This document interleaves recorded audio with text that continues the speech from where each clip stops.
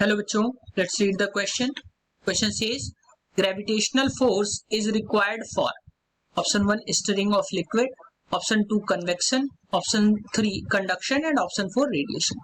So बच्चों यहाँ पे अगर हम बात करें की कॉन्सेप्ट की, तो की कॉन्सेप्ट में बच्चों हम देखेंगे जो हीट ट्रांसफर होती है, हीट ट्रांसफर होने के तीन जो है वो तरीके हैं। वो तीन तरीके कौन कौन से होते हैं? Conduction, convection and radiation. तीन तरीके जो हैं वो हीट फ्लो के तीन तरीके जो हैं वो होते हैं कंडक्शन, कन्वेक्शन और रेडिएशन।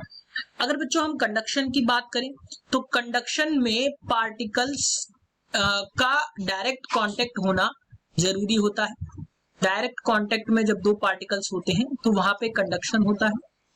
रेडिएशन जो होता है, रेडिएशन में हीट फ्लो होने के लिए किसी भी मीडियम की आवश्यकता नहीं होती है। जैसे सनरेज यहाँ पे आती है, सन की हीट यहाँ पे आ जाती है, वैक्यूम में भी वो ट्रेवल करके आती है, तो वो एक रेडिएशन का एक तरीका है।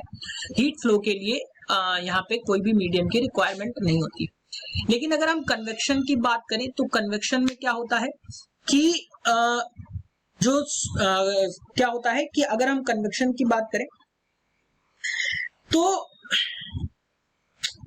कन्वेक्शन में क्या होता है कि जो फोर्स होता है, जो हीट होती है, उसको क्या करते हैं कि कोई भी कांटेक्ट की जरूरत नहीं होती है, कांटेक्ट की जरूरत नहीं होती है। इसमें मीडियम के ही जो पार्टिकल्स होते हैं वो एक्साइट होते हैं, अपने साथ हीट को लेते हैं और दूसरी जगह तक वो प्रोपेगेट होते हैं, या हम कह सकते हैं ट्रांसफर होते हैं, ताकि वो हीट को एक जगह से दूसरी जगह तक ट्रांसफर कर सके। और यहाँ पे अगर हम बात करें, अगर हम टेम्परेचर ग्रेडियंट की बात करते हैं तो ये केवल वर्टिकल डायरेक्शन में मिलता है। अगर हम टेम्परेचर ग्रेडियंट की बात करें तो क्या होता है, ये केवल वर्टिकल डायरेक्शन में ही मिलता है, हमें हॉरिजॉन्टल डायरेक्शन में नहीं मिलता है। तो अगर हम इसकी बात करें तो जो ग्रेविटेशनल फोर्स होगा वो भी वर्टिकली जो है वो लगेगा। तो यानी कि, और यहाँ पे अब हम ऑप्शंस की अगर हम बात करें तो सबसे पहले जो है string of liquid, heat flow का कोई एक मेथड नहीं है, बाकी तीन जो हीट फ्लो के मेथड हैं तो ये तो यहीं से कैंसिल आउट हो गया।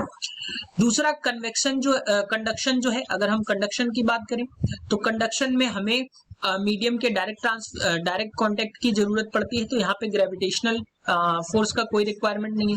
रेडिएशन में बिना मीडियम के प्रोपेगेट करता है हीट, तो वहां भी कोई रिक्वायरमेंट नहीं है। लेकिन अगर हम कन्वेक्शन की बात करें तो यहाँ पे वर्टिकली जो है टेम्परेचर ग्रेडियंट यहाँ पे इफेक्टिव होता है और ग्रेविटेशनल फोर्स भी यहाँ पे वर्क करता है।